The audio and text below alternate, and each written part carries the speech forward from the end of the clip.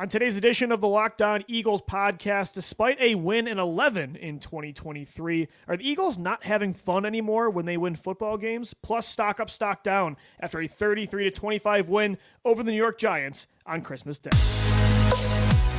You are Locked On Eagles, your daily Philadelphia Eagles podcast. Part of the Locked On Podcast Network, your team every day.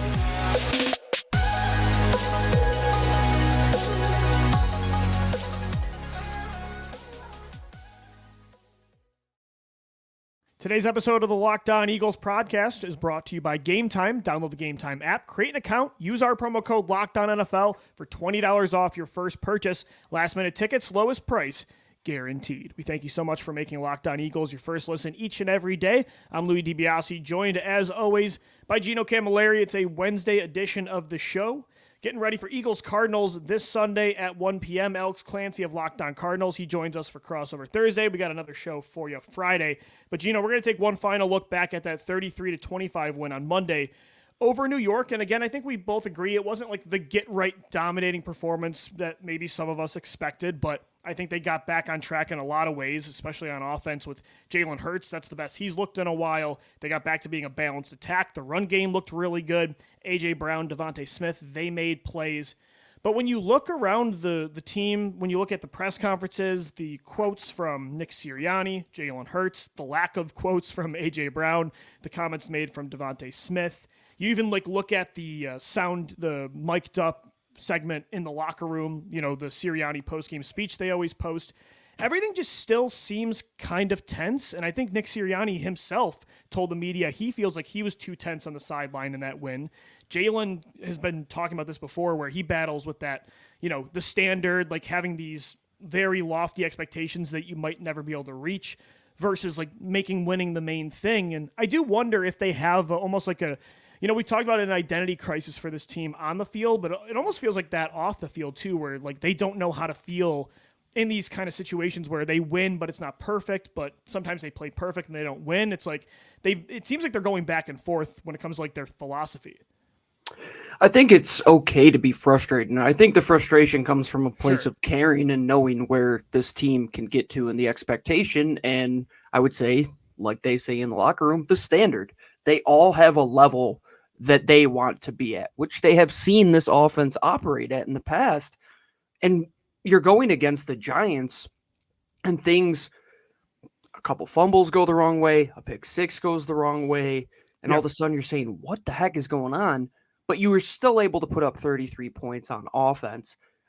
But to make everything so difficult, I get why you are frustrated. And it's, why aren't we running these plays over the middle of the field? Why is it we just have to win our one-on-ones and there's nothing to scheme us open? And when everything isn't going right, people are going to voice their opinion. Some might just not say anything like Brown, but at least they're having a discussion about it because they know what is going on. If you were to just ignore it, I think everybody on the outside is going to say, yeah, right, what is happening. At least they understand that there is a level of frustration, but it comes from knowing where they can get to, in my opinion. Sure. They know that with this team, especially this offense, which really didn't change that much from where they were, 10 months ago in the Super Bowl, I see why you would get upset, especially after that 3-game stretch, and especially in that situation where it got so close and you were saying, are we really going to lose this game? When in reality, no. I think everybody right now is tense. Us in the media, fans are tense, coaches are tense, players are tense, but it's all still right in front of them.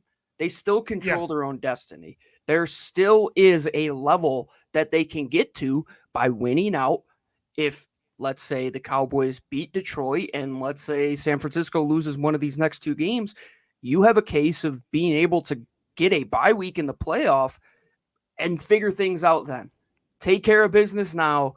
You could be upset, but as long as you are playing well enough to circumvent whatever is going on in the outside noise, and I will keep going back to it, until one of these guys is in the driveway of their respective home with their shirt off, calling out somebody on the team, it's going to be okay. But and these it's guys, almost like Brown's getting that treatment. It almost feels like fans are acting like he's being TO, and I don't think he is at all. I think you're 100% right that Brown has every right to be upset. Same with DeVonta Smith. DeVonta's the one that actually made comments that we won, we've got 11 wins, but it's not good enough. Like, we need to get this thing back on track because they know what their ceiling is. They saw it last year. Right. They know they have that kind of talent. Especially and yes, this year, it's so wide open. It's like, sure, we can get there. We just got to play to that level. If we could just get to that level last year, we could be the dominant team in the league where it's there for the taking. And so I 100% understand the perspective of Brown and Smith, right? Because the standard is a championship or bust this year. Like, it's not last year where it's, oh my gosh, the 2022 Eagles, like, surprisingly are dominant, and it's like everything they're doing this year is just house money. Like, no, this year was Super Bowl or bust. So when you don't play to that level, it can be upsetting. And again, that's what comes when you're a contender, right? Gino, like, it wasn't as fun in 2018 for the Eagles, in 2019, because there was a target on your back now. Now, like, there was certain levels of expectations that you had to meet. But I do kind of also get the comments of Sirianni, like, he feels like he was being a little too tense, and Jalen almost like now feels like he's questioning, sometimes is it okay to enjoy a win when it's not this perfect game? Because Jalen himself, people have talked about how he's always so stoic and never gets too high or too low. But I think, again, they have to just make sure, yes, you have the standard and expectation for yourself, but you don't let that outside pressure get to you to the point where you are this tense. Because even with expectations, you need to play loose. You need to play like you've got nothing to lose, or else you're going to make these self-inflicted wounds where it's almost like they're just thinking way too much instead of just playing. There's already so much stress of being a head coach in the National Football League and being one of the elite players like DeVonta Smith or A.J. Brown and Jalen Hurts and wanting to play to that level from the outside.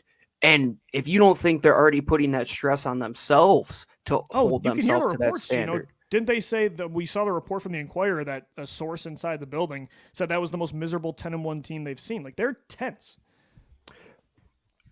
You don't believe all that? I don't know, man. There was a lot that came out from different platforms. I don't know. I think there's a certain. Clearly, they're not happy. I mean, AJ Brown won't talk to the media, and DeVonta Smith's pissed. So I don't think it's wrong. They don't look happy.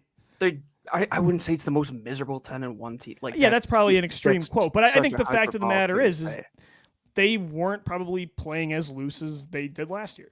No, without a doubt, and there's already so much pressure, and these guys are just allowing the outside noise to get to them. I think, as corny as it is when LeBron James does the whole zero dark LeBron thing where he just logs off of Twitter, sometimes that's a good idea, man. Oh, I support it. Gino, we were saying last week. I personally did that for 6 months. I couldn't take it. I'm like, I just got to get out of here. Like, especially during football season, man. It's so stressful as it is. And in Philadelphia, we know everybody is going to have something to say. I'm sure they're walking down the street, and you saw the one image of somebody running into Nick Sirianni in the lane next to them in traffic. You don't think guys are saying things to them in their everyday life? I was going to say, man, it's a very hard place to play consistently when you have expectations, because it already, again, it's already a tough place to play. And then I think that's a huge part of what happened in 2018 and 2020. Like, it's not easy to sustain that window already in this league. And when you're in this kind of market, it can be tough. I think everybody has to try and look at it like Brandon Graham after that game. They put out a little clip where he grabs the phone and he's like, man, these wins are hard to come by in the National Football League, but you just got to enjoy them. And well, I think that was kind of Jalen's point, right? A little bit too. You certainly have to. You certainly have to be, especially after the last 3 games, man. It was miserable in that stretch, right? But to beat the Giants, to know what it meant in that situation on Christmas Day, is it ugly sometimes? 150%. Was the Super Bowl win ugly, Lou? One of the ugliest games you'll ever see in the history of your entirety being an Eagles fan. Well, on defense, sure. Yeah, for beautiful. Sure. On offense, it was magnificent, but one of the most stressful games of all time. And that's just what it is. You just have to enjoy these games as they come, because the ones that are going to matter and you can be stressed out to this level, that's in a couple weeks from now when you get to the playoff. Yeah, that's going to really, really matter. But as long as you are getting these games and you are all on the same page, it doesn't matter if you are talking to the media, not talking to the media. As long as you are on the same page in that building, let go of that outside noise. That's what they got to do right now, man. It's December football. Everybody knows what's at stake. They don't have to go on podcasts and say things and log onto Twitter and have to argue. Again, Gino, looked like it got to defend them, their right? character. Yeah, it definitely seems like some things slipped into the crack. And Jalen Hurts always says the thing about the rat poison. Some of those guys got caught eating that cheese a little bit, man. Yeah. And again, it's okay, like you said, it's okay to be upset and have expectations for yourself in that building if you're an A.J. Brown. But yeah, you can't let that pressure get to you where if you're not meeting that standard every week and the media is holding you accountable, where you self-implode. And that's kind of what they were doing for a bit. So hopefully they can get that back on track. I think Monday was a nice start. I think there were, a lot of things to like about that win on both sides of the ball. So we'll get into stock up coming up next. 33-25, the final score. The Eagles get to 11-4 after a Monday win over the Giants. Stock up coming up next. Today's episode of the Locked On Eagles podcast is brought to you by Game Time. You shouldn't have to worry when you're buying tickets to your next big event. Game Time is the fast and easy way to buy tickets for all the sports, music, comedy, and theater events near you. With killer last-minute deals, all-in prices, views from your seat, and their best price guarantee, Game Time takes the guesswork out of buying tickets. Game Time is the only ticketing app that gives you complete peace of mind with your purchase. You can see the view from your seat before you buy them, so you know exactly what to expect when you arrive. All-in prices show your totals up front, so you know you're getting a great deal without hidden fees. You can buy tickets in seconds with just 2 taps. They're obsessed with finding ways to help you save money on tickets. Take the guesswork out of buying tickets with Game Time.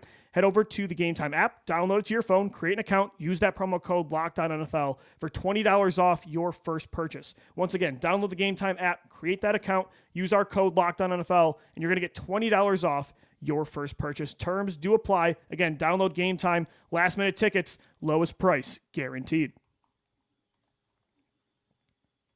Thank you so much for making Locked On Eagles your first listen each and every day. It's a Wednesday edition of the show. Guys, want to let you know Locked On has launched the first ever national sports 24/7 streaming channel on YouTube. Locked On Sports Today. They're here for you 24/7, covering the top sports stories of the day with the local experts of Locked On, plus our national shows covering every league. Go to Locked On Sports Today on YouTube and subscribe to the first ever national sports 24/7 streaming channel.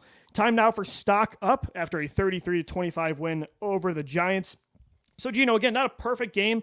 Again, I was expecting more of a dominant performance, but I guess you could still say it was dominant for the most part. I mean, they're up 20-3 at one point. They put up 33 points in this game. Again, 2 turnovers that were kind of fluky allowed the Giants to get 14 extra points in that half to, closing the gap. Again, that's like on them. You can't turn the ball over. But when you look at the Hurts pick, Goddard slipping, you look at the kickoff return fumble. That's one of the flukiest plays I've ever seen in my entire life watching the sport for 26 years. But I think, again, there was a lot to like on both sides. Especially in terms of some of the younger players on this team and some of the additions that they have made later on in this season. I think guys in the defensive secondary really stepped up in a big way for them, not just this week, Lou, but in the last couple of weeks, especially since Matt Patricia has come in and put more emphasis on putting more defensive backs out there. They really stepped up in these last 2 games outside of, we know what happened that last drive in Seattle. But outside of that, Bradbury though, Gino, that's not even on the young kids. Yeah, that's not on the young kids. Outside of that, man, they're doing a very good job of being able to create disruption at the point of attack. I'm talking Kelee Ringo. I'm talking Eli Ricks. They have been, I would say, solid to good in a lot of different areas that I didn't expect them to be. Like Same. Eli Ricks is, at one point they were putting Mario Goodrich out there and he was such a liability that they were targeting him every single time. Eli Ricks, you don't know when he's on the field because he's not getting targeted. Kelee Ringo, he had his bumps in the Dallas game. He still got punched in the face a couple times this last week, but he's making more good plays than bad plays. He's able to tackle on the edge. He gets that game-sealing interception. He only had 1 interception in his entirety of college, and that was in the national championship game. Or no, was that the SEC championship game, or was it the national championship? I think it was the national championship. Yeah. And then he gets this to seal the game in one of the more important games of the season. And the real discussion is when Slay comes back and Avonte comes back, is it Ringo or is it Bradbury? And I think a lot of people are on the let's keep Ringo in there because he's balling right now. Yeah, I mean, look, the numbers back up exactly what you're saying. So the last 2 games, Ringo has given up 2 catches for 9 yards on 5 targets. That's from PFF. He's the highest graded defensive back against the Giants on Monday. Eli Ricks in 2 weeks has given up just 1 catch for 6 I should say, 1 catch for just 1 yard and 6 targets in that span. So, and he wasn't drafted for why? And he wasn't drafted. I don't get that. Yeah, I mean, it's unbelievable. So again, I'm not saying, and we said this yesterday, we're not saying Ringo is going to be CB1 of the future and Ricks is going to be CB2. Like, I don't want to say this is our new Sidney Jones, Rasul Douglas. We kind of learned our lesson the hard way with that one, but I think both are upgrades over Bradbury right now, and both have a lot of starting promise for the future. So they were great against the Giants, and it wasn't just them, Gino. Like you said, the other young players on defense, Sidney Brown, I think, has tools that is going to make him a long-term player on this defense. And then, like, you look at linebacker Ben Van Sumeren, like, he was flying all over the football. I mean, he looked better than the linebackers we've had all year, honestly. I mean, he was really impressive and surprisingly so. And Shaq Leonard really stepped up in a big way. It seemed like he 7 was tackles reading and the a sack, field, seeing the field very well, and that was allowing Van Sumeren to play, I thought, with some confidence for a kid in his first start who, I mean, he gets onto the roster because Sean Bradley goes down. He's the last guy on the roster, let's say, and now in a situation where he has to step up and now he's the starter. You couldn't have told me that those two guys, if you were just a third party watching this game on Christmas, that those two guys haven't been playing a lot of snaps for this team by the way that they played. And I think the middle of the defense is really settled in. You have to give, I would say, a lot of praise to the other safeties as well as Kevin Byard, Reed Blankenship. All in all, from where the secondary was 3 weeks ago until now, shout out to Matt Patricia. Shout out to the young guys. Keely Ringo stepping up huge. Eli Ricks stepping up huge. I think you even have to throw Bradley Roby into the conversation. He got picked on a little bit in that gauntlet. He's kind of stepped it up, man. And this is a unit that you can win with. And that's all we're asking. Like you're saying, they're not a unit that you're going to go and all of a sudden win a ton of games because of, but can they be serviceable enough to where your offense can score more points than a team that at points could not quite literally get off the field at all, just allowed touchdown after touchdown after touchdown. Third down conversion after third down conversion. And if the pass rush gets going, like, yes, this is a secondary now that you can not win because of, but you can win with. You're not going to win in spite of them, though, right now. That's, again, like you're saying, they were winning in spite of the secondary at times, and they were losing because of them. So I think, Ringo, Ricks, Van Sumeren, Sidney Brown, like, stock up to all the young players. And, sometimes just that's the case. I'm not saying any of these guys are future players, but, when you look at 2018 and 2019, like, why they just felt fresher on both sides of the ball at the end of the year, why they were able to get hot, I think you can attribute a lot of it to young players, like, sparking some energy in a team that, like we talked about segment 1, felt stale, felt like the pressure had got to them, like they weren't having fun anymore. And you look at 2018, it was Maddox, it was Rasul, it was Cravon LeBlanc. In 2019, it was on offense. It was, Perkins and Miles Sanders, Greg Ward, guys trying to earn their keep in the NFL. And I think that's honestly really helping the Eagles these last 2 games. I think you could see that a lot throughout the last 15 years or so in Philadelphia, right? I mean, look at after Andy Reid leaves, that's a really old team that you're trying to fill it with some free agents that really didn't work out. And then all of a sudden you see the guys like LaShawn come in and Jeremy Maclin. And then once Chip was there, it was a really young team that kind of encapsulated that energy that you're talking about. And I think for parts of 2017, when the older guys went down, it was a lot of the youth, man. Like Halapoulivaati Vaitai won a Super Bowl as the starting left tackle. We forget about that. Corey Clement as well comes on huge. And Jay Ajayi, he was young at the time. And Nelson Aguilar was young. There was a lot of young people. Those guys, on that team. I don't know what it is. Do they just appreciate that moment more for being at their first couple opportunities? I don't know what it is, but it really has added some sense of reinvigoration to that back end. And I really like seeing these kids just continue to get playing time, because that's how you're going to figure out if they can play or not. And do you not think the evaluation process on a guy like Eli Ricks and Keely Ringo would be much harder next year if they didn't play in these minutes? No, I agree. 100%. And all of a sudden you're talking about Keely, who's maybe a day 2 pick in some people's books, and you get him in the 4th, and now all of a sudden he's starting a playoff game for you potentially next year. Is that his job to lose? 100% in my opinion. I agree. I think stock up too, Gino, to two guys has been stock up all year. A.J. Brown, DeVonta Smith, Always. 6 catches for 80 yards for Brown, 4 for 79 for DeVonta, and a touchdown. So they both have 7 touchdowns right now. They're both on pace to surpass 80 receptions this year, both on pace to, Brown's already over the 1,300-yard mark. DeVonta is creeping up at that 1,100-yard mark. They're just, it's so crazy that we went a decade without seeing one receiver get 1,000 yards. The fact that now it might be the expectation that 2 guys are doing it year in and year out is unbelievable. And it's not just unknown for the Eagles. Like, it's not just because we had to watch Jalen Reagor and J.J. Arcega-Whiteside. So what they're doing these last 2 years is historic. There's only been one other duo that's had at least 80 receptions and over 1,000 yards in back-to-back years on the same team. And it was Travis Kelce and Tyreek Hill. So what Smith and Brown are doing, It's not just special for us because we've had a toxic relationship with receivers the last decade, but over the NFL, like, you're not seeing duos dominate with this kind of efficiency and volume. And DeVonta Smith is outproducing what Deshaun Jackson did in his first 3 years, which was one of the best 3-year stretches for a young Philadelphia Eagle wide receiver. And DeVonta is performing at a level that's higher than that. He sets the catch record last year. A.J. Brown breaks the catch record this year. It feels like those 2 guys are just going to be sprinters in like a 100-meter race, and it's just going to be them 2 racing against each other until they leave Philadelphia. No, I agree. It's kind of like Fletcher Cox and Brandon Graham right now battling in that top 5 for sacks. Like, exactly. Spots. Or like Jason Kelce, who's going to have the most games played by the end of their career. That's exactly what it feels like. And that's a good place to be because, like you said, we don't just appreciate it because of what we didn't have, but we appreciate it because it's in a historic fashion when not a lot of the other pieces are really performing for you. So again, They've quit been trash talking A.J. Brown on Twitter, people. Like, let's not ruin. Dude, he's been the only constant, man. He's been the only constant. Those 2 have really been the only constants. Even over the offensive line, Jalen Hurts, like, those 2 are the only guys that have not had rough stretches. You could say one game for DeVonta against the Jets, but like, they've been the epitome of consistency. Yeah, and even look at when they did have dominant receivers like Alshon, for example. Alshon was banged up a decent amount of the time when he was in Philadelphia. A.J. Brown, that was the knock on him. He's been healthy the entire time. Same with DeVonta Smith. Smith, talk about being a constant. He didn't even have A.J. Brown on the other side for his rookie year, and he went out and led the team in receiving yards. So I see these guys being the way forward.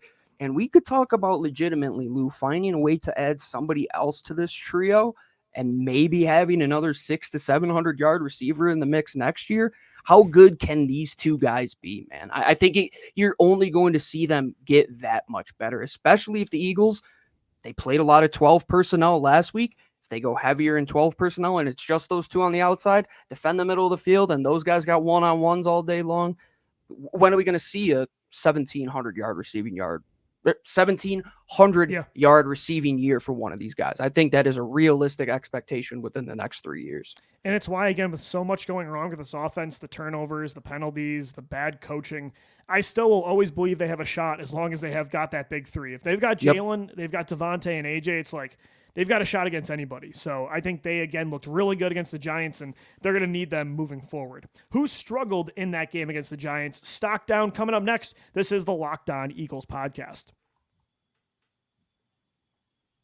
Today's episode of LOE's also brought to you by our friends over at Prize Picks. If you don't know what Prize Picks is by now, it's daily fantasy sports made as easy as possible. All you have to do, download the Prize Picks app. You're going to select 2 to 6 players. Prize Picks puts out a stat projection. All you have to do is say, are they going to have more or less than that projection? It's just you against those projections. You're not going against thousands of people like other daily fantasy sites, just you against the computer. And you can do multi-sport picks now. This is crazy. If you want to combine Travis Kelce and LeBron James at a 10.5 combo of 3-pointers made and receptions, you can do that.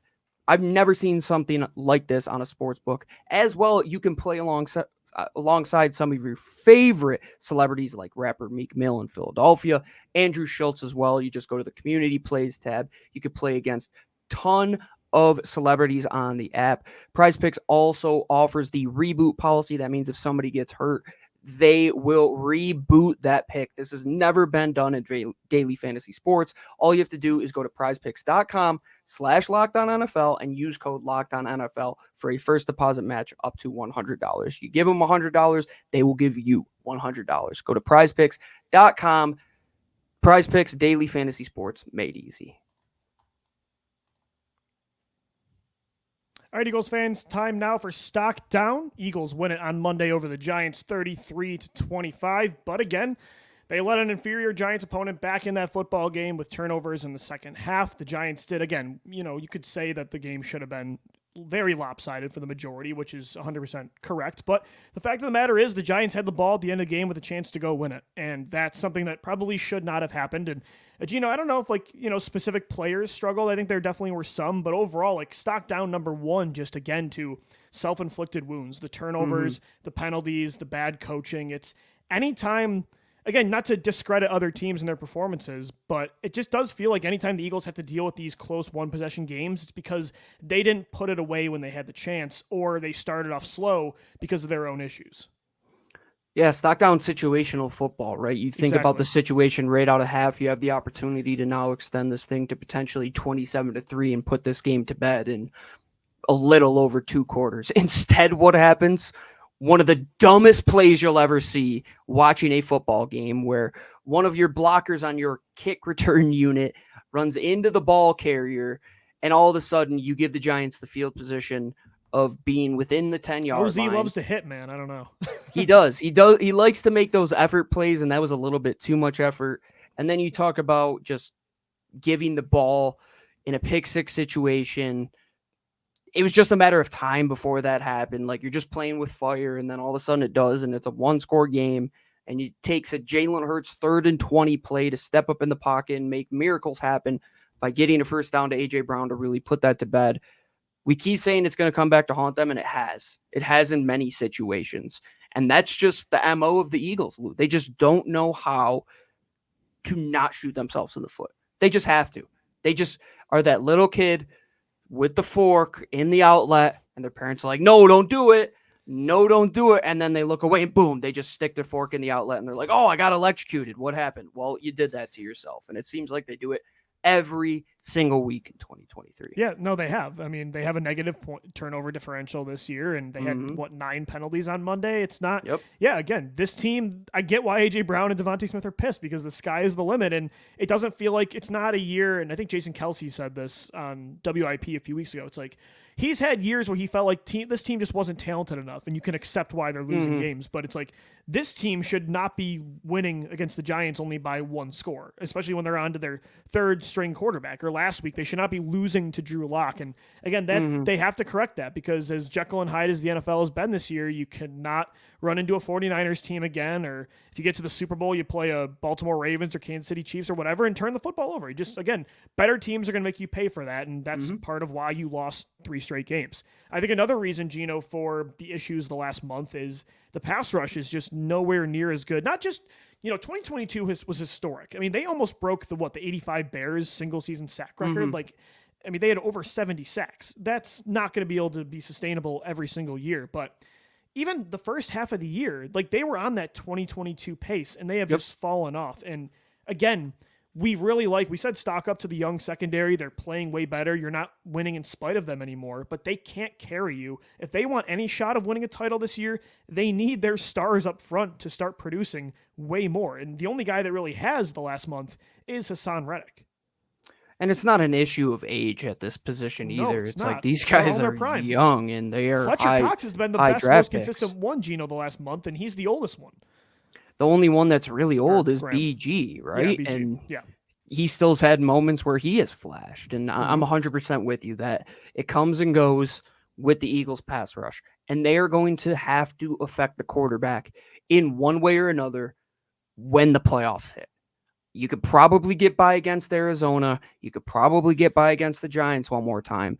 But once that calendar flips to the playoffs, if these guys go another game where they have 0 sacks or 1 sack, right, well, you're going to see the impact, and it's probably going to be the other offense scoring points, because you're not making big-time situational plays. And the most disgusting thing about it is you were within 1 sack within 1 sack of the pace of that 2022 team Right. just 2 months ago. It's not and like it's they been have an all-year thing. fallen off a cliff. They have Right. fallen off a cliff when it comes to hitting the quarterback. And it can't be the amount of snaps that you played. They have a deep rotation. I said this yesterday that you can't argue depth because they have so much depth.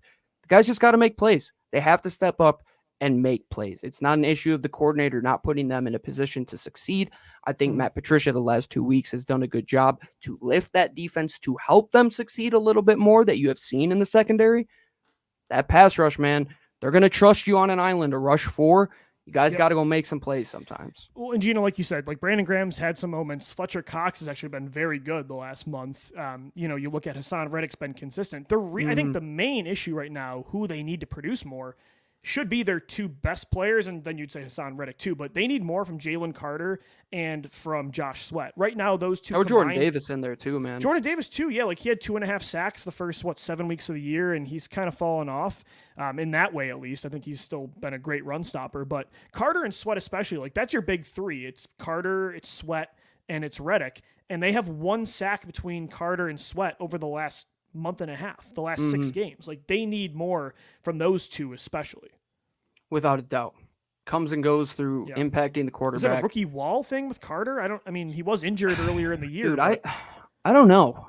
Because there's still moments where he does flash that sack against dominance. the Seahawks, he destroyed that guard. Absolutely. And I don't know. I think it's just maybe offense is doing a better job game planning against Philadelphia's defense, where they know if they get that ball out a little bit quicker that they're able to kind of counteract that. But, Tommy DeVito not getting taken down, that's inexcusable. And they don't have a great offensive line either. It's like that's a game you should have, not just 1 sack from a stand-up linebacker. No way. And yeah, that's the damning thing is it's not against teams with great offensive lines either. It's against an Evan Neal-less Giants team that, they're running for their life. It's like the Ice Capades back there sometimes at quarterback.